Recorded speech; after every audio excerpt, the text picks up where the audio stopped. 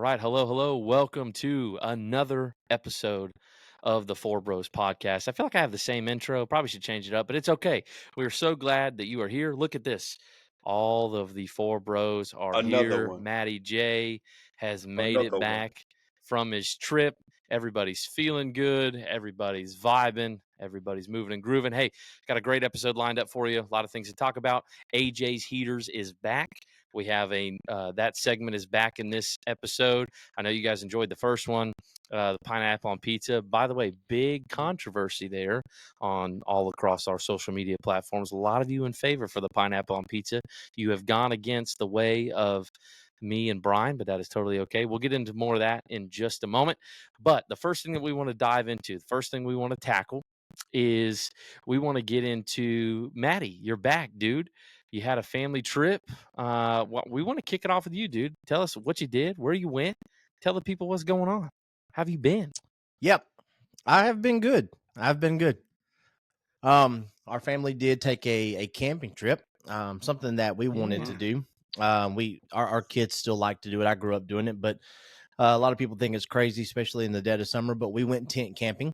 We went to the big city of Reedsville, Georgia, which there's nothing to do there but this little campsite that we were at. We did go to a Dollar Tree and walk around, and we went to their grocery store and got a Big couple city things. living there. Hey, Dollar no, Tree. Dollar Tree's moving right. up, man.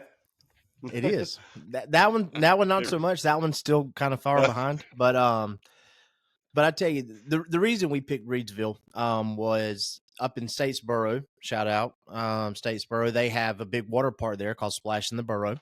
And so we saw that. We wanted to do something like that. Found kind of one of the closest places to that, and we landed on Jack Hill State Park in Reedsville.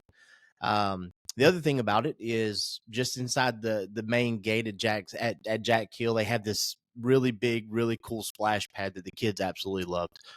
And so we got in on Sunday. We set up the campsite. We went up there and we spent a couple hours on the splash pad. Went back, got up on Monday, went over to Splash in the Borough, spent several hours over there and just had an absolute blast as well. Tuesday we just kind of hung around and really did nothing. We kind of just spent time together, just us four, hanging out, just doing absolutely nothing to the best of our ability. And then Did they have ice? No, we had to go get ice. Yeah, we had to go get ice. But they had it. You could get to it. They did have it. But here's the thing about campgrounds that a lot of people don't know is that if you buy ice from campgrounds, typically it is terrible ice. Just kind of put it out there. They charge you $1 a bag. So like 2 bags is $2, and you think, man, that's a great deal until like it seems like it only takes 2 hours and it's just all gone. But I mean, we did what we could. I got to break in my new Father's Day gift, which was my Blackstone. And so we did all of our cooking on the Blackstone there at the campsite. And so that was a lot of fun. That'll change your world, won't it? It will. And it was a lot of fun. We did s'mores. That was kind of like the big thing the kids wanted to do. So we did s'mores to kind of end it out last night. And I tell you, well, s'more whatever you want, I guess. Yeah, s'more what? It's just whatever you want. But I will say this, for us, we kind of needed to unplug. I kind of wish I could have a few more days to kind of do so. I love to, especially in just time and seasons of life where I just kind of need to step back and really kind of think through some things, walk through some things that I'm kind of going through and things like that. So it was definitely a fun trip for us. And so we got a couple more days between tomorrow and Saturday, and then we're back in the saddle on Sunday morning preaching again. And so we're rocking and rolling. Yeah, I got a question. Sounds like. Oh, go ahead, Brian. Matt, you know me, you know my wife, and you know my 3 kids. Could we handle tent camping? No, you couldn't. No, why would you even? You don't even have to ask Matt that. We all can answer that. Hey, I tell you what. Here's what we'll do. Here's what we'll do. I will bring. So people think like, okay, like we are just like, we're not primitive camping because of course my wife's not going to do primitive camping. Primitive camping is no electricity. I mean, you could take a generator, but then it's not considered primitive camping. So we have a 10-person tent. It has divider walls if you want to put them up that you can have essentially like 3 rooms in the tent.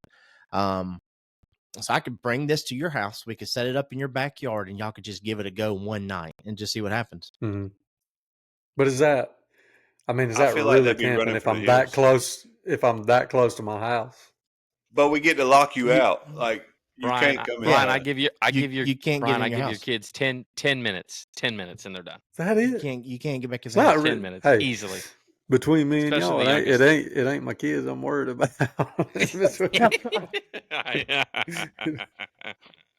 Shh. I wasn't gonna say it, but all right. Yeah.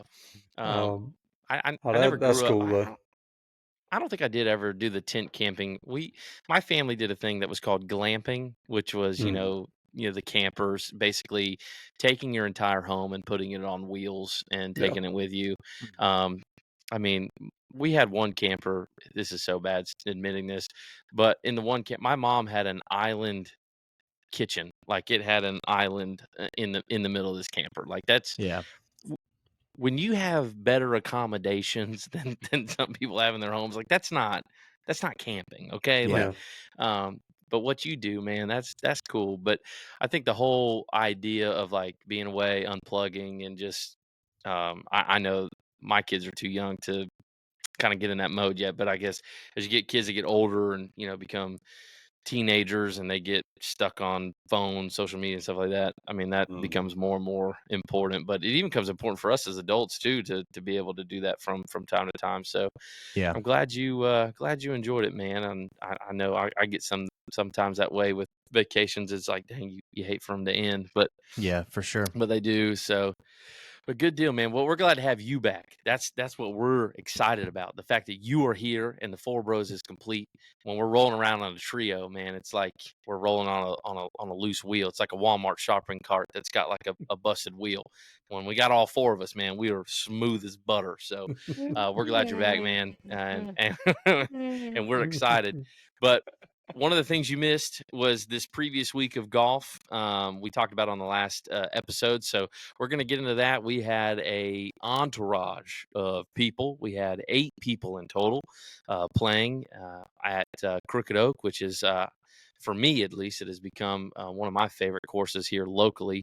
Same. Just the setup of it and just the conditions of the course, man, the greens, the fairways, the tee boxes, man, everything is great. So we are here talking about it. So we're going to just go talk about our rounds. Andy, we kind of had to split because since we had 8 people, we had to split up in 2 foursomes. So we had 4 of us take off, and then 4 others take off. Me and Brian were together. We had 2 guys with Trey and Chad, and then Andy, you had your boy Jackson with you, and then you had Adam and Blake with you. So we didn't get to see you around much, Andy. We heard a lot about it though. But tell the people, man, how did it go for you down at the Crooked Oak?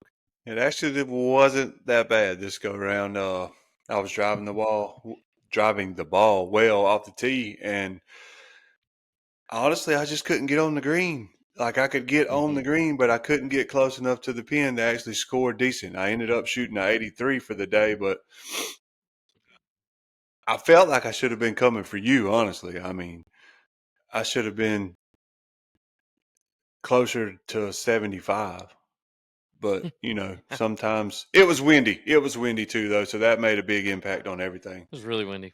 The wind So picked up yeah, exponentially as the towards the day end went of the on, round. the wind got worse.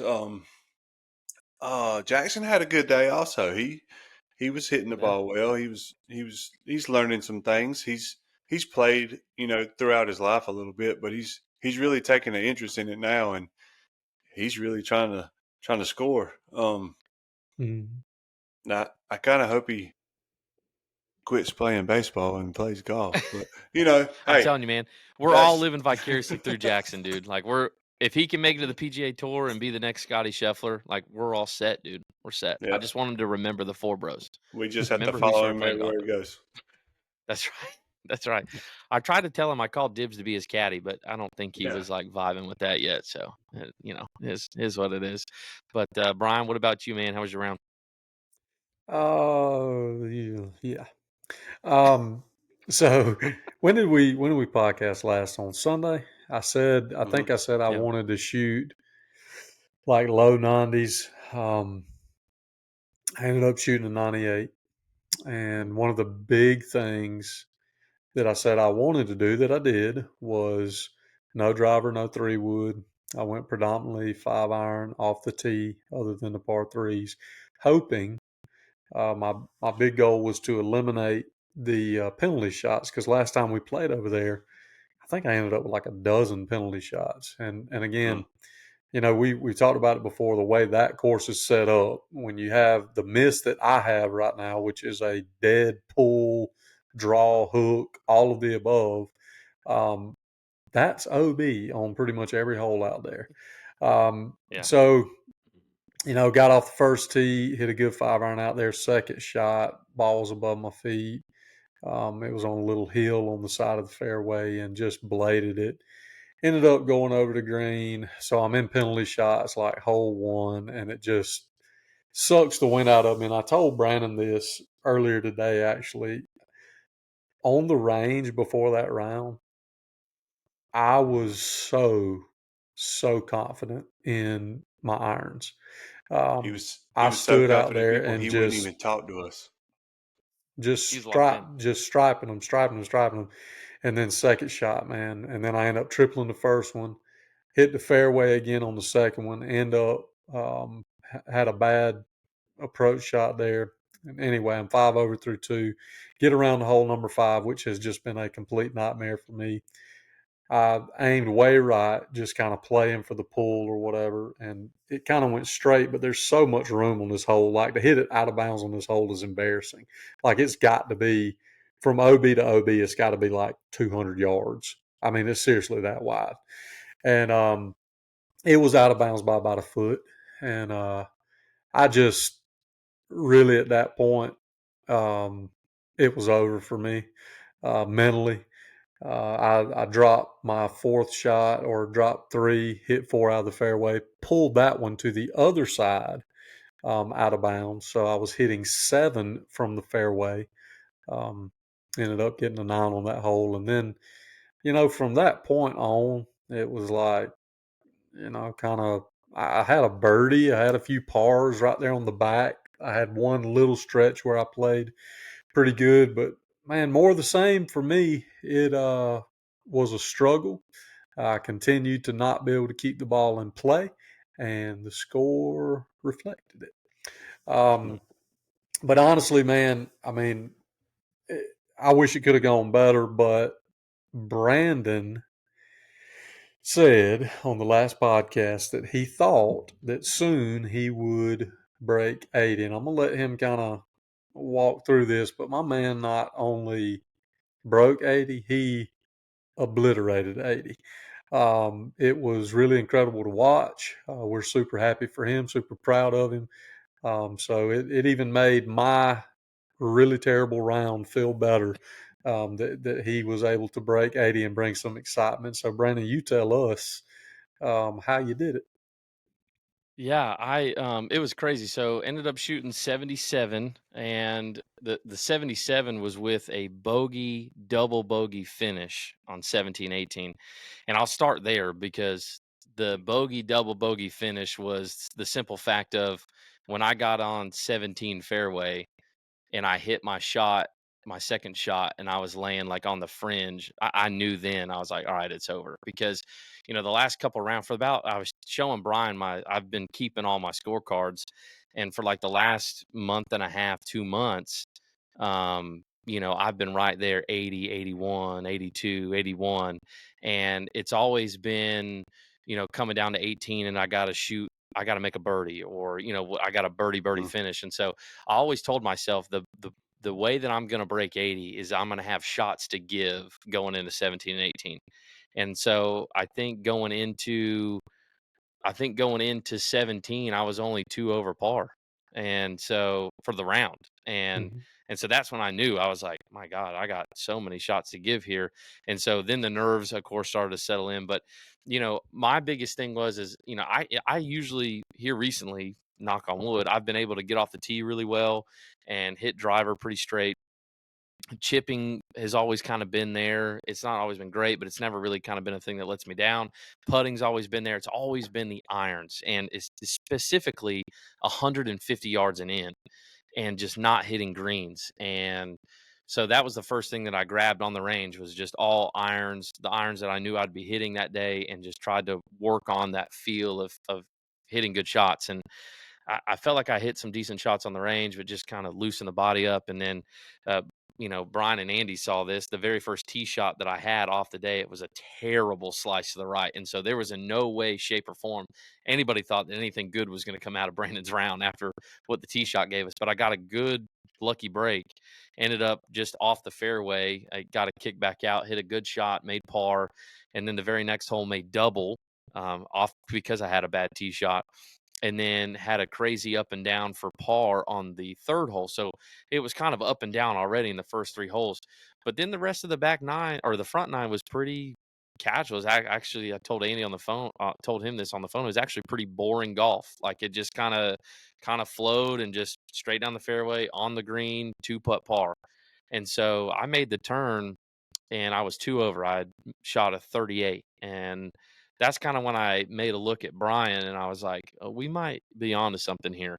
And Brian looked at me and he's like, don't say anything. It was kind of like a pitcher has a no-hitter going and you don't bring it up, you don't talk about it, you don't say anything. But I don't know. I'll just say the irons were just, I hit my irons very well. And I think for me, that was the saving grace. I didn't putt that great, but when you were hitting your irons to, 12 feet from the hole for your second shot, I mean, I didn't really have to putt. I mean, I only 3-putted twice on 2 and 18, but 18 was really nerves. If anybody saw the Facebook Live, like, that was all nerves, because I knew I had done it. But man, it just feels so good. I didn't think I would do it this soon. It's the first thing that I thought of after we finished around, I was like, man, I shot a 77. But in reality, because of having the nerves on 17 and 18, it really should have been like a 74. Like, it should have been like an even lower score. But I don't know, like, that's nothing to get mad about. I mean, I'm ecstatic. I was so happy. And it I told Brian this even before we started recording. I now realize that round of 77, and for those of people that are listening that are really trying to take their golf game seriously, really trying to, either break 90, to break 80, break 100, when you really focus in on that, man, that this round of 77 was the most mentally and physically draining, because I'm already a slow golfer anyways, but I was probably even slower than I normally am, because I was really focusing on every single shot, every single approach. And when you do that, yes, you're going to hit better shots because you're, really trying. But man, by the end of it, I was gassed. I didn't have to be rocked to sleep. Wednesday night, I was so tired. But man, yeah, it was just so cool. And to be able to have a lot of witnesses was great. Have 7 other witnesses there was a cool thing. But man, this is something that I set out to do. And again, for those people listening, I'll say this, and I even mentioned this to Trey, the guy that was riding with me. Dude, a year and a half ago is when I started playing with Brian and Andy, and with Matt, and I was terrible. Like, it was everything I could to try to break 100, and to start playing with people who are better than me, in these 3 guys. Like, if anything you want to do, you always, play with people who are better than you and learn from them. And that's really what I did. I just took mental notes. Like, I had somewhat of an athletic swing. I was a baseball player, of course, so I had the natural slice. But just over time, and a lot of people think too, they're like, well, because Andy and I talked about this on the phone earlier. They're like, well, you guys play so much, but we really don't. I mean, we play once a week. That's 4 times a month. I was telling Andy, do you imagine if we played even just twice a week or 3 times a week? I probably would have broke 80 months ago. Like, Mhm. but it's taken me so long just because we only play once a week. But again, man, I'm ecstatic. It's been great. I don't know when the next time I'll break 80 again, because it is such a hard thing to do. But now that I know I've done it, it's my first time ever doing it in all my years of playing golf. But yeah, man, I'm excited. I'm glad you guys were witnesses of it. So I got the We are I got the happy monkey off for my back. you. Happy for you. Yeah. Happy to witness it. It really was cool to see. It really was. I knew when, I guess, me and all my struggles, I really wasn't paying as much attention. But when I was adding up the scores at the turn, I was like, this man shot a 38. And I thought to myself, and I know, like, you've played well on the back nine over there before. Hmm. I said he might get it today, but it was windy. It was a weird day to do it because the wind was not Yeah. easy. No. But man, just good off the tee. He's got on the green, a lot of 2 putts for pars, but he got it done, and it was pretty. It was a lot closer to a 73 or 74 than it was to 80. I promise you that. That was a really, really strong round of golf. Yeah, I mean, it's a lot of fun too when you play that way as well. Like after it's all said and done, you definitely have a lot of fun. We texted Matty and told him that I broke 80, and man, I don't know if he believed it at first, but after now that we're bringing it on the podcast, do I need to send you a picture of my scorecard? Like, do you still? I don't know where you stand with it. Yeah, I don't believe it. And I do have a question because, of course, I wasn't there, so and there's only Yeah. video of just the 18 green, so we don't really know anything else. My question though is, like you really have to be rocked to sleep every night? Is that what you're telling us? That I mean, Dude, like I knew it. that's I exactly knew what it. you I said. knew it. That night you I didn't know. have to be rocked. Poor Jesse. Yeah, Golly, I man. know. She just gets him up there in the recliner and just holds him. It's gonna be okay. Yeah. It's gonna be okay. Well, baby. not to pick on her, but I did call her right afterwards on the ride back, and she was like, "Hello," and she knows I never call, and I was like, "Hey, babe, I just want to let you know, like, I broke 80, like, I shot 77." She's grown up around golf, and her family's big into golf, so she knows the lingo. And I was like, "I broke 80, I shot 77." Her exact words in response to me was this: "So who all played in the scramble with you?" Like, okay, but then finally she came around to it. She's like, "Oh, you really shot 77." What I should have done is I should have taken my scorecard and made everybody sign it that was there. So we'll still do that. Well, the cool thing about it too is I played with the same ball the whole round. Which, man, you keep shooting low scores, that'll save me a lot of money on golf balls. But I asked Brian after the round. I said, "You think I should keep this ball?" And he's like, "Was that the ball you started with?" I said, "Yeah, from the first tee to the 18th hole." He's like, "You should never play with that ball again." He was like, "Sign it, write it down." No, absolutely not, because because you guys know that's what happened to Bobby Fairways from Bob Does Sports. He hit the hole in one, and then like 2 holes later, he was still playing with that ball and sliced it off the tee OB and lost the ball, lost his hole in one ball. Like, I don't think I would ever do that. Like, as soon as you hit the hole in one, like, put that ball away. Chance. Like, yeah, put it up. So, but anyways, man, it was really cool to be able to do that. So we'll try to keep you guys updated as best as we can as far as our rounds and how things go. But yeah, to be able to break 80, finally get that monkey off my back, that was really, really cool. And I was happy that that a lot of guys were there to witness that and to see that. So but moving forward, transitioning into something else. This is now we talked about something exciting. Now we're going to talk about something that's not as exciting. Kind of wrapping up our conversations that we've been having over the last couple episodes about the baseball College World Series. Mine and Andy's teams have fortunately been eliminated. Florida State and Florida. I thought, Florida kind of caught a bad break because of weather, and it pushed our game back against Kentucky, and then ended up having to play Kentucky and then turn right back around and play Texas A&M, and it really didn't give our chance for our bullpen to reset.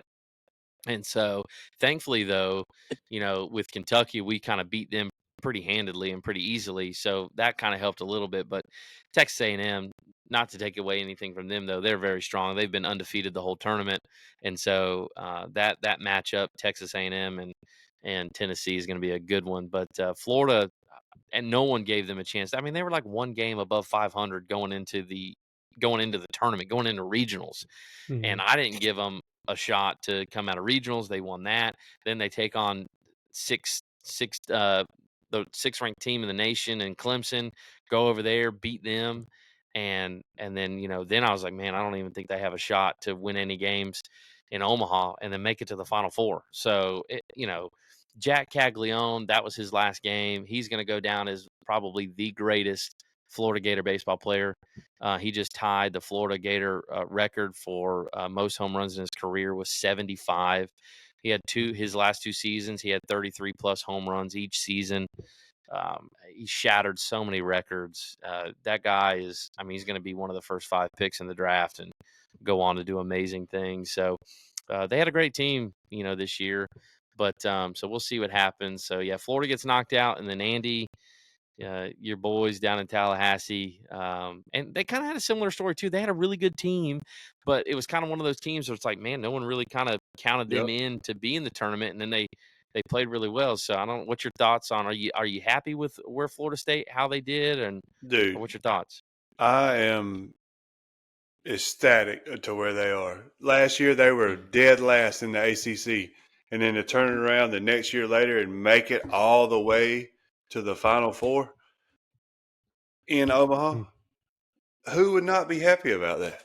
Yeah, I just think we ran into a buzzsaw, man. Tennessee is on fire. Like there were Yeah. some hits. We hit some hard balls, and they were just right at people. They made some crazy plays. The pitcher knocking the ball down just bounces right to somebody else wearing an orange shirt. And I'm like, come on, dude. And not even to mention the outfielders, man. Those outfielders they got are not. Are they even human? Mm. I mean, they Mhm. they they took away some extra base hits from our guys, but no, man, I'm not disappointed whatsoever. Yeah, of course we'd like to have went to, or I would have liked them to go a little farther and bring it home. But you cannot be upset with that result that they put in this year. And Mm. yeah. Let me what ask you else? this before Brian and Matt give their kind of thoughts. And this is a question not just for Andy, but for all of you, because I know what Andy would say, but I want to know from your guys' perspective what you guys think. So let me paint a scenario for you. Hmm, Let's say in that game against Tennessee that Tennessee walked off on Florida State. That the check first game. swing is called Hmm, that check swing's called the right way. It's called strike 3, hmm. and game's over. Florida State wins that one, puts Tennessee in losers bracket. Do you think Florida State ends up in the same predicament, get knocked out in the Final Four, or they go a little further? I mean, because here's the thing: I know one play, and and I said this on the last episode of the podcast. I know one play, one decision in a game shouldn't affect the entirety of a game or a situation, but that instance did. Like in a drum, I mean, that was the reason Tennessee won. Um, Hmm. or at least a huge contributing factor to it. So I don't know. I mean, what do you guys think? I mean, do you think Florida State is in Tennessee's position and playing in the national title series if that call has gone the other way, or I mean, what are your thoughts? I I definitely think it sets up the whole bracket differently, but I still think Tennessee was the team to beat, man. I still think they were going to be Yeah, there. Okay, let's say it went that way, and then Tennessee would have had to have beaten Florida State twice to go to the national championship game. I'm confident that they could do it. Like they yeah, are that good. So Mm. I think they deserve everything they get coming their way this year. The only sad part about them is I think their coach is leaving at the end of the year and he's going to Texas. So Mm. hmm, Yeah, I mean, I said I thought Florida State would win it. Obviously, that was a tough loss in that first game in Tennessee. But the way that tournament is set up, man, if you lose that first game, God, I mean, yeah, games out there, games are depth, right? mhm, So what you end up with is, you know, Florida State matched up pretty good with Tennessee when it was ones on ones, right? mhm, Yeah. To the point that they had them beat. Yeah. But now that additional game that Florida State had to play to get back to Tennessee, then to have to beat mhm, them twice, you really got to look at that like, okay, we're down in our threes and they're in their twos, and it playing a team that is that good, it's a tough task. I kind of agree with Andy on the fact that I think Tennessee probably had a better shot than anybody to come out of the losers bracket because there is a ton of depth there. But I wish Florida State had gotten that first one because I really think they had a good shot to make it and to win it. But it happens, and certainly with that new coach down there, I mean they're only looking up, so it'll be good for them in the future. They're going to get one. They're going to get one. for sure. For sure. Who do you guys think, real quick, Matt? Looking into the, because we'll probably cap it off here as far as talking about college baseball, because now none of our teams that we're rooting for are in it anymore. But so Texas A&M, Tennessee, the series starts Saturday, the 22nd. So, Matt, who are your thoughts? Texas A&M or Tennessee? Does it go all 3 games, or what's your thoughts there? I think it's going to go all 3 games. And I'm actually, I don't know. I remember we did our brackets, the first round brackets before. And after we did that, we went camping with my family. My family was over in Alabama camping, and we went over and spent 2 nights with them. Me and my brother were sitting around just talking and things like that, and he made a comment. He's like, "I think Tennessee's going to end up at the end of this." And I was like, the more I've read, the more I've looked, I kind of feel like Texas A&M's going to make a good run. I didn't know that they were going to make it all the way this far. So it doesn't surprise me. I do hate it for Florida State. But I mean, and here's the thing. I mean, Tennessee was the better team. They did have more depth on them. And Florida State, it just kind of hurt them the way the cards fell. But, sometimes it's the way ball goes. So for me, I feel like it's going to go 3. And I don't know. I think it's Tennessee's championship to lose it. And so we'll see. Texas A&M plays like they can. If Texas A&M can jump on in the first game, kind of stun them a little bit. We'll see what Tennessee does. But at the same time, you back that beast up in a corner and see what happens. They're going to come out swinging. And so, I don't know. I think it's all 3. I think Tennessee's going to get it, but I think Texas A&M is going to put up a really good fight. Yeah, two definitely good teams there. I like I said, I keep feeding the hot hand. I like Tennessee. I like Tennessee in 3 games. I think they win the first one, drop the second one, and then pick it back up in the third. So, Brian, what's your thoughts there? Well, you got 2 for Tennessee. Keep it simple. Tennessee, 2 games. Not going to be much of a series. Okay. All right, Andy, wrap us up. Kind of on the same page as Brian. It's going to be 2 in the queue for Texas A&M. Texas A&M. Oh, you got the balls. Oh, okay? So you got Tennessee beating Texas A&M. Mm-hmm. Okay, so 4 of us there. So we'll see. But yeah, that probably wraps it up for our thoughts and opinions and comments on college baseball. So we got a long off season, and then they'll get back after it again. But we got plenty of college stuff to talk about because, as you know, college football is just right around the corner, boy. And you're looking at 4 guys that root for 4 different teams. 4 different teams. So just wait. If you like the college conversations, boy, it's fixing to get crazy come August because we got some good stuff lined up for that. But now, speaking of some hot stuff, let's get into the segment that people are starting to fall in love with, AJ's Heaters. The last one we talked about was pineapple on pizza. That stirred up a lot of controversy on social media, had a lot of people reaching out. Brian even posted a video sent us a video of himself trying pineapple on pizza.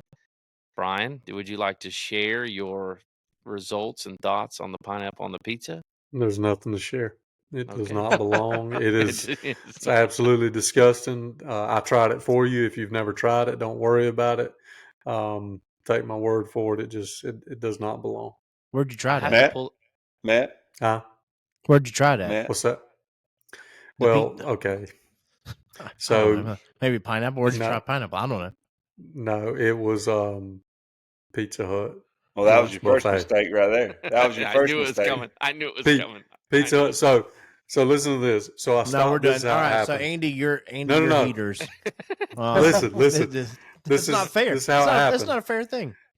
So I stopped, planning on eating the salad bar, grabbing a few slices of pizza. So I get my salad, I fix my salad, walk up to the Was this lunch or dinner? buffet. Lunch. Okay. Walk up to the buffet, and sure enough, there it is, pineapple on pizza. And I'm like, okay, I'll try it. I said I was going to try it. I'll try it.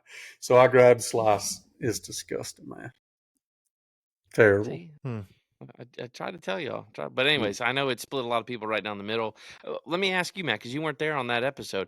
Yeah. Are you a pineapple? He's obviously for it. Are you for it? I love it. I love it. Oh my!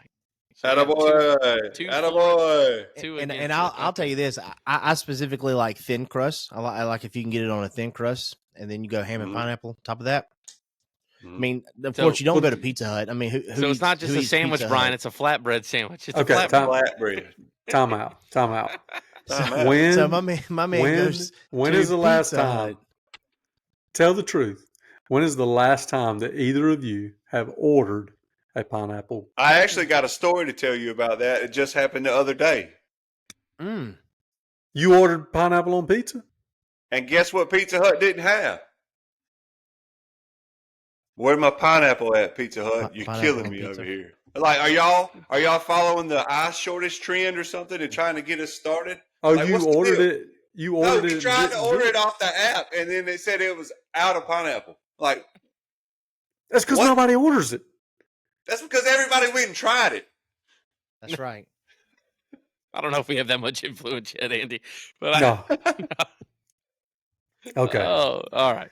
All right. Well, that again, that was a good heater. So, but you got a new one today, Andy. Let's hear it. We not again. None of us have heard this. We don't know what he's fixing to say. But AJ's heaters. Here we go. Hit us with it, man. Well, I was going to just let it ride right on into the topic of baseball since we were on that, but since we derailed there and went back to pineapple, Sorry.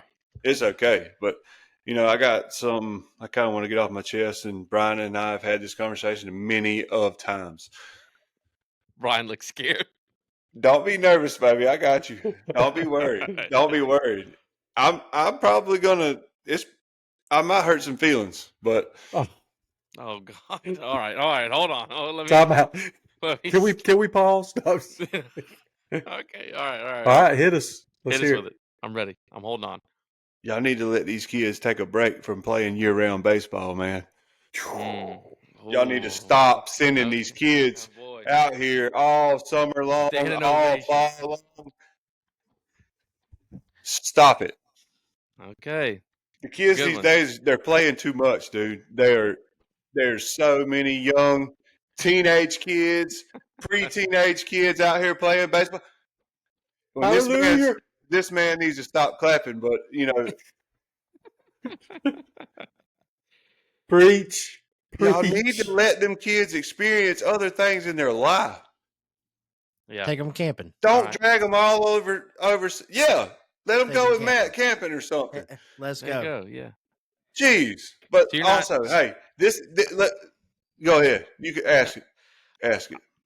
I was just gonna ask. So you're not completely against travel ball. You're just saying like people should not take it as seriously as they do, and let kids live a little. I don't 'Cause think I don't have an issue with older teenage kids playing travel ball. They need that. They need to see more at bats. They need to see more pitches. They need to see it. Yeah. But I'm talking about 13 years old, 12 years old, 10 years down. old. Hey, why y'all got kids out there pitching at 8 years old off a mound in LaGrange, Georgia, and then what's the deal? Like, why are we doing this? Why Do you think Jimmy needs that to be out there throwing 45 pitches a game at 8 Jimmy years don't. old? Jimmy don't. Have any of these parents not seen the amount of Tommy John injuries we're having in pro sport and pro baseball, in college that's not baseball? Their kids. But that's not their kids, though. Their kids aren't going to have that. Well, that's what I'm saying. They should. You're right, because they know what they're doing. That's right. All right, I'm buckled in. I'm buckled in. Also, you're gonna burn these kids out by the time they're 15 and they don't want to play no more. Preach it, man. Andy's preaching, dog. They don't want Andy's to play preaching. no more. Andy's preaching. Andy's preaching. Oh, no, we're gonna take it to the next level.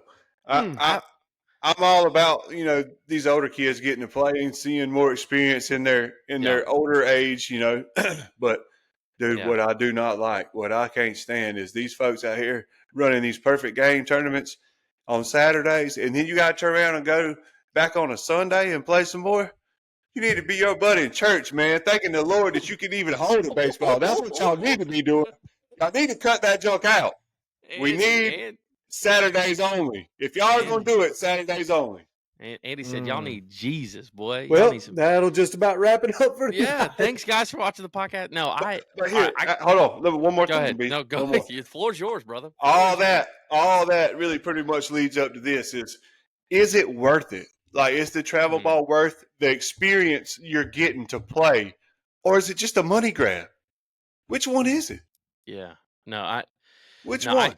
that's a great question, and I'm gonna share my brief thoughts. I know because you're talking to a travel ball kid. I know Brian's played a lot of travel ball. I know we've Mm-hmm. all dabbled in baseball and sports and traveling and things like that. So for me, I got pulled out of rec league when I was 8 years old. Like I did Mm-hmm. 2 years of t-ball, I did Okay. 1 year of pitching machine and rec, and then I went to travel. My first couple travel ball teams I played on was pitching machine, but they just sped up the machine. Like the difference between rec ball and travel ball was just the machine was sped up a little bit. Mm-hmm. Mm-hmm. But back then, travel ball was a thing for it was like rec ball was a place for everybody to come together, have fun, grab a participation trophy, and Mm-hmm. move on. And that's a whole nother debate we'll get Don't into even later. get me started on that Yeah, with all well, the I rings know. they handing out. I Yeah, can get from I know. TVU in a week. I will get to that in a second. I'll get there in a second.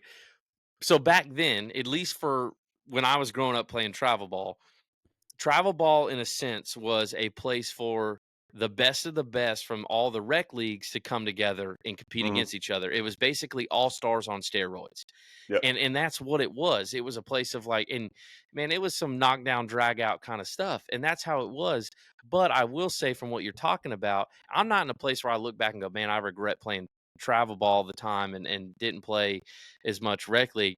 The part that I do slightly regret, and this is on my own accord. This is not has nothing to do with my parents or anything like that. It wasn't like my dad was forcing me to play baseball. I got to do a lot of things as a kid growing up.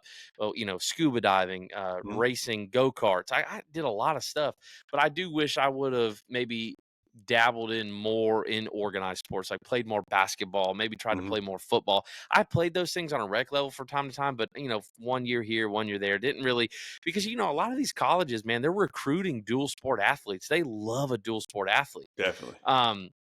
So in this day and age where we're at right now, if baseball is your thing and you're serious about it, I would say 15, 16 years old and up, and you're playing Mm-hmm. on these showcase teams and you're traveling and you're trying to get exposure for college, I'm all Right. for that.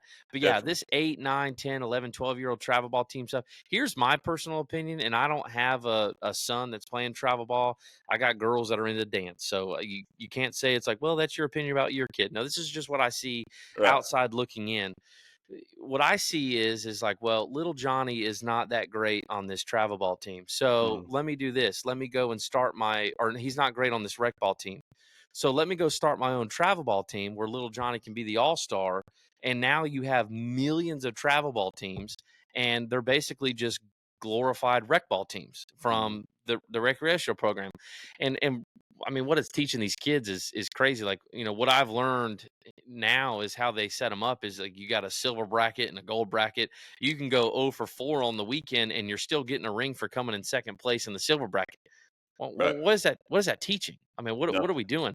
And even from what I saw too, man, we're stepping on toes. Sorry, but even from like what I saw as an umpire, what these coaches now are teaching these kids. I mean, you got kids throwing curveballs at 10, 11 years old. Like, what are we doing? And I know Brian, as a pitcher, you could talk about this too. As just as a pitcher, you play in travel ball, you got over pitched like way too much, and that's what's happening to these kids now. And so, Andy, I agree with you, brother. I mean, I completely agree, and I could share a ton more about it, but I know Brian's got a lot to say Before about we it too. So before we go to Brian, is this how many of these travel ball teams do y'all see practicing? Like legit having practice, learning fundamentals. yeah, Mm. I mean, there's no colleges looking at you at 10 years old. I mean, and if you're not Right. practicing, you're just showing up, and like Matty said, or like Andy said, you're just getting a plastic ring that you can buy off of Amazon. I mean, you're again, that's a glorified participation trophy, which my opinion on that is participation trophies have ruined youth sports, but that's for another debate. Another day. But Brian, Yes, sir. yeah, what's your thoughts on the travel ball heater thing? Man, Andy was preaching, brother. He was Talk preaching. to me, PG. Talk to me. And I don't even know if we got the time or energy for this, but I tell you, man, probably one of the things that I've been fortunate enough to be around and to work with our local rec department for, man, the last 15, 16 years, and love those folks out there. And, you know, a lot of the coaches that volunteer, got a lot of respect for them, because at the end of the day, they are volunteers. But man, you know, I've seen a lot. I played, pitched at a high level. Um, man, you know, my story is my story. And, Right. you know, I look back, and I didn't start throwing live arm until I was 11 years old, 11 and 12. We started live arm. We were pitching machine, and obviously T-ball before that. And then when I was 14, I played on my first travel ball team at 14. Now, that consisted of a few weekends during the summer. We played this team out of Tallahassee that would come up. We'd play a doubleheader. And then we would go to like one big tournament. They didn't have them every weekend. There was like one big tournament. You go down to Panama City or somewhere like that. You play in one big tournament. I did that 14, 15, 16. You know, 17, my junior year was the first time that I played fall ball, which is also the first and only time that my arm started having trouble. And then in my senior year, I had some arm issues, and then ultimately recruited, pitched at Georgia Southern, or recruited to play at Georgia Southern, and tore my labrum my first semester. And when I look back, like it's pretty much an overuse issue. And I mean, that injury can happen to anybody, but doctors will tell you that that injury comes from just strain, too much strain, just over and over and over. And if I could, you know, I get it.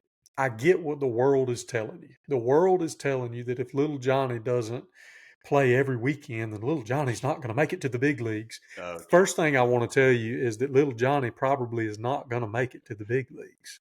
You know, there's a very, very One in a high million. likelihood that One in he a will million. not get paid to play baseball. Yeah. So we kind of have to check ourselves as parents. And I'm in the same boat as Brandon. I got 3 little girls. I don't have any baseball players. But I do have compassion and feelings towards this topic, because I'm telling you, you know, I had real dreams, real aspirations. And, you know, you can what if all day long, but at the end of the day, I played too much. And I'll be honest with you, I didn't play near as much as some of these boys is playing today. And it's specifically, I believe you can go out and you can hit and field every single day if you want to. But I'm going to tell you what you can't do. You cannot pitch year round at 8, 9, 10, 11 years old. It's crazy. It ain't good for your kid. I don't care what the pitch count is. I don't care how much ice you got in the cooler. I don't care what fancy stretching bands you have, or none of that. If your kid is pitching nonstop, weekend after weekend after weekend, year round, you need to stop, because he ain't ever going to make it. He ain't ever going to make it. That arm's going to fall off the side of his body, and it ain't going to be good. You know, it's just, it's sad to see. It's sad to see. And the adults in the room have got to stand up and say, you know what? My kid don't have to pitch every single weekend as a youngster to be decent at baseball. And being decent at baseball is not the end all be all either.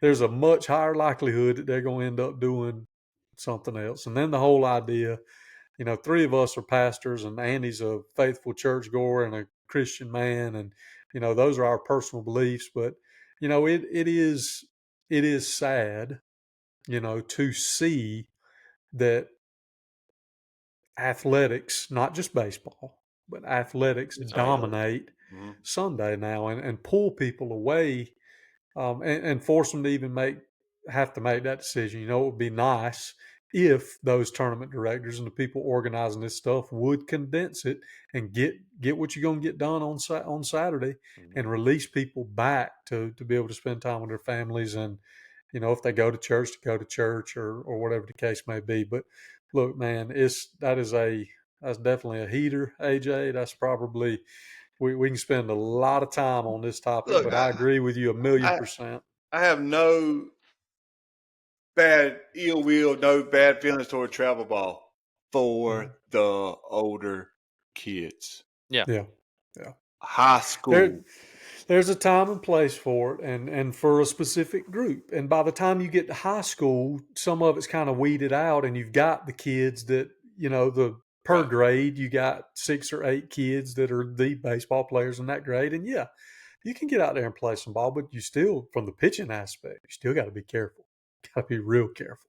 Yeah, Definitely. I'll say this, and then I want to get Matt's thoughts. It was something that just came to my mind. I remember being, uh, I think it's right around legally per the NCAA. I think it's like the end of your sophomore year, maybe, that when college coaches can start talking to you, and then like junior year is when you can start verbally committing to Mhm. things and places or whatever.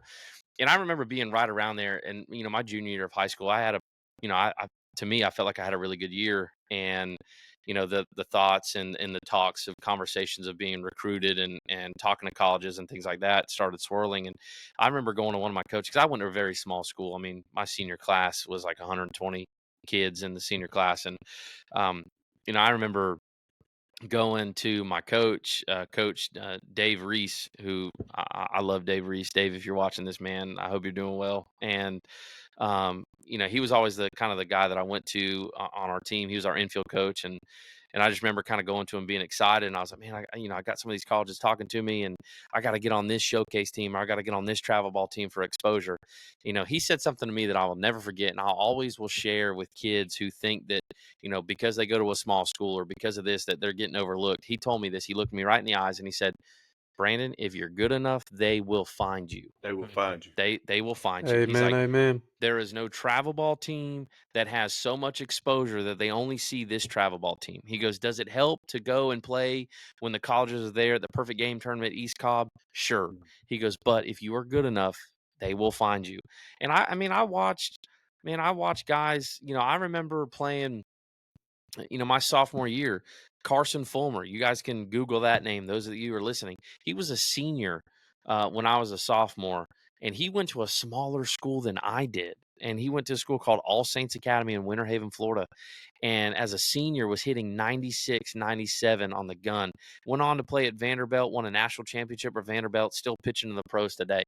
Carson Fulmer was a beast, and he went to a super small school. He wasn't playing on these crazy travel ball teams. But when word spreads from the local community that you have a senior in high school topping out at 97, I mean, he came to so you had a super small school, Christian school, showing up to just a small school. So you had All Saints and McKeel coming together and come to play at our field. And you had the New York Yankees, the Miami Marlins, and the Cleveland Indians scouts showed up to a school off the beaten path to come watch Carson Fulmer. And so, again, those words always stuck to me. If you're good enough, they will find you. So, parents, that's kind of what we're all echoing here, especially in that realm of 8, 9, 10, 12 years old. I mean, give your kids a break. You don't want them to get burnt out. But for you 16, 17, 18-year-olds, if you are good enough, they will find you. I They'll promise. find you. But Matt, what's your thoughts on all this, on this heater from AJ? Um, well, I mean, I was already kind of in talks with doing a T-ball travel team. And I mean, I think my little Noah's ready for it. I think he's ready for it. I'm just kidding. He chews on his glove, but I agree. Hey, if he can take his Ninja Turtles, he'll go with you, bro. he will win. Here's my thing, and I do I focus it more. So I played ball growing up. I never played travel ball. Never sniffed a field that travel ball teams played on. One of the reasons being is honestly because my parents had me going and doing other things. We were Yeah. constantly, I played baseball, I played basketball, I played football growing up. I was on the drum line in the band. I did a lot of different things that I think contribute to a lot of who I am today because I was a well-rounded young man Mhm. growing up. And not only that, you know what? Where I was at? I was at church. That's where I was at. Was I perfect? Absolutely not. Did I make a lot of mistakes? Absolutely. But I was in church. I think it's very sad today to see that we have people who, um, their excuses for not being in church is that they don't have time and that they need to spend time with their family. They need family time. And I'm all for family time.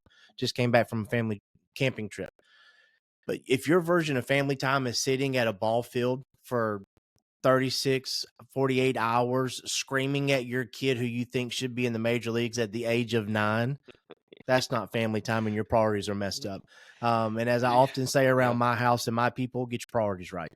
At the end of the day, I mean, what are you accomplishing? I mean, Andy, I agree. I do think kids need to explore other sports. Here's why. Put your kid in. You want your kid to be better conditioned. Let them go play basketball.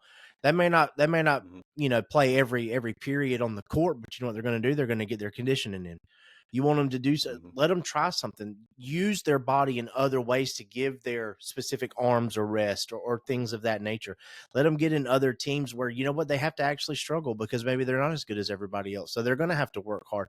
Kind of going back, Brandon, to what you said about golf is, being around people that are better at something, even as as a man, like that pushes you to want to be better, even if it's something that you would have thought 5 years ago, I'll never do that. I think it's, I don't know. I think it is sad at how far we have gotten. When I say we, how far it has gotten, because I'll take it a step further. Being someone who has a young son who, I hope will want to one day maybe play baseball, want to play basketball, things like that. I look at the school systems now, and I'm burdened ever since I came to Georgia is that we do have games on Wednesday nights. We have stuff that's happening on Sundays. And I'm looking already now at my 4-year-old, almost 5-year-old son going, man, it's going to stink that he may want to play these sports, but then doggone it, we're going to be in church. As Joshua said in the Old Testament, as for me and my family, we're going to serve the Lord. And the fact that my son's going to have to, he's going to have to really wrestle with that is that I want him in church, because at the end of the day, here's the thing, God's will is God's will, and it's perfect, and his timing is perfect. So if God's will is for my son to be able to go to a major league sport, guess what's going to happen? My son's going to go to a major league sport if he's following the will of God, right? If it's not God's will, if it's God's will that he's a janitor at a high school and he makes it on America's Got Talent singing a song, hey, guess what? If he's following God's will, that's what's going to happen. At the end of the day, like, that's what I want him to pursue. That's what I want him to drive for and drive towards. Because if honestly, and you guys you may have different opinion. I believe you don't. If at the end of the day, if I'm not teaching my kids to follow after the Lord and chase after him wholeheartedly, everything else is a waste. Everything else was all for nothing. And you'll look back at your life, I believe, with everything in me and think, man, I missed it. I missed it. Because here's the thing. And this is for every dad out there that might listen to this. As a dad, as a husband, as a father, you will give an account for how you lead your family that God entrusted to you. And when I stand before the Lord, it doesn't matter what sport I play, doesn't matter what sport my kid plays. When I stand before the Lord, I will give an account for how I raised my children and how I ran my household for his glory and his alone. Right. So that's my 2 cents. No, you're absolutely right, dude. And I just preached on this at our church here. I said, this was on Father's Day. I was preaching about it. I said, the greatest thing that could happen to me as a father, my time here on earth, is to see my kids accept Christ into their life, and to see them accept the Lord, and to live a life that pleases him and honors him. And it's not something I'm going to force on them, but also too, I'm going to present opportunities. And if I'm pulling them away from that and not having them in church, then, but a lot of people, they write off them preachers' kids, man. They think, wow, the preachers' kids, they're supposed to be there, man. The preachers' kids are some of the, boy, they some bad youngins, boy. All of our youngins get together, and it's them wheels fall off quick. But no, yeah, dude, Andy, that was a heater for sure. But you're preaching so much truth there, man. I mean, and again, not to try to, because here's the thing too. I'll say this first. We would love for you guys to comment down below and to share your thoughts. I mean, you may agree with us, you may disagree with us, and we want to know either way. And again, this is just from our perspective. All right, this is just from our opinions. We're pretty like-minded in a lot of things, so this is just, again, our opinion, our perspective on that. But again, I think Andy, really made a good point there. For the older kids, 16 and up, absolutely chase your dreams, man. I mean, I would say, I don't know what the statistic is, but I know I'm pretty close. I think for 95% of all baseball players, their career stops at high school. That's it. The overwhelming majority. And it's okay, guys. And It's that's fine. okay. That's okay. It's okay. You don't have to be the next Fernando Tatis Jr. Yeah, it's It's okay. okay. And one of the things that I was going to add on to that is, as parents, we have to check ourselves to not over pressuring our kids, because you'll find that, like for me, I wasn't pressured by my parents to continue to play ball. I wanted to do it, but it did get to the point for me that I kind of got burnt out. I was playing so much. And again, that wasn't on my parents. My parents weren't forcing the issue, but I know that that's not always the case in other realms. There are parents that are forcing the issue, and then your kid pushes back and is get burnt out. And now some of these kids are getting burnt out at 12, 13 years 13, old, because 14 years old. between 8 years old and 10 years old, they're playing every single weekend. So again, just remember those things. 95% of kids, they end their careers at high school. It's literally 1 in a million to play at the next level, and then the odds are even greater than that to go on to play in the pros. We talk about in being in our town, you see guys like Emerson Hancock, Hurston Waldrop, two guys close in age go on to play pro. Well, we have to try to remind these kids, because they see that and like, that doesn't always happen. You don't always get two kids like that from the same town, close around at the same time, go on to the pros. Like that doesn't that's 1 in a billion. It's been that's almost happened. 30 years, dude. I mean, I was going to say, you it's look been in Cairo, Willie Harris, back in the mid 90s. I mean, he was the last one. He made it to the Chicago White Sox. He spent some time in the big leagues, played with the Braves for a little bit. But, I mean, dude, Emerson and, Hurston kind of backing up to each other, that's just an anomaly. Yeah. It may not happen again for another 30 may not. years. No. You know what I'm saying? I mean, they had so many things go right for them that it's worked out. I mean, and more power to them, man. I guarantee you, those kids spend a lot of time at the ballpark. But I know this: Hurston Waldrop played multiple sports, and I know Emerson Hancock's family, and I can promise you, he wasn't at a tournament every single. Emerson was kind of a late bloomer. Yeah. He was kind of a late bloomer when it came to baseball anyway. So, man, I'm telling you, it's, as Matty said, there are way more important things in life That's right. than next weekend's tournament in the middle of Timbuktu for a plastic ring. Yeah. Okay. That's right. There just are. And we as parents and this next generation of young parents, man, it's going to be on us. If we right. fill our kids with, this is what matters, boy, it's going to be a nasty, nasty world here in the next 25, 30 years. Cause I don't want to even think about, how are they going to raise their kids if they're raised hanging on by a thread to the participation trophy from the weekend. I mean, it ain't good, and it's on us. So, and when I say us, I mean us. I'm not pointing fingers at anybody. Yeah. Matty talked about family time. You want to spend family time with your son or daughter, or maybe even your wife? Play golf. Go get them some golf clubs. Yes, sir. Yeah, yes, sir. You'll see how much you love each other then. It's fun. It's fun. Yeah. So, to summarize AJ's heaters, understand that travel ball is not. It's not the end of the world. It's not the. It's not. Doesn't the have end-all, to be your be-all. whole life. Yeah, it doesn't have to be your whole life. Get in church, man. Get in church. Get Seek in church. the Lord. Get on the golf course. So yeah. Anyways, and to any of the kids that are watching, just know, if baseball's your thing, keep doing it. But a lot of these colleges, man, they look into these dual sports. Don't be afraid to try something, because you don't want to get older and look back and go, man, I wish I would have done that. Like that sentence should never come out of your mouth. Man, I wish I would have done that. And those other sports will help you in areas of the sport you play too. Like I quit playing football when I was 13 years old, but I had this mental toughness in baseball that I got from football. Yeah. Right.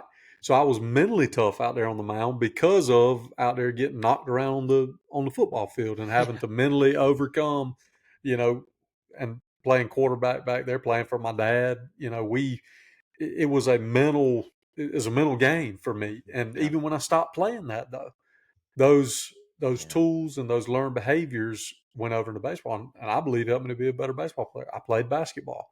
Mhm. You talk about just natural athleticism and things like that. It helps. It does, and kids shouldn't be. Me and Annie have had these conversations a lot. I would love nothing more than to see all these kids playing baseball, football, basketball, baseball, football, basketball, soccer, whatever it is. Just play the sports and quit getting on these club, paying thousands and thousands of dollars to travel every single weekend. It's just, Yeah.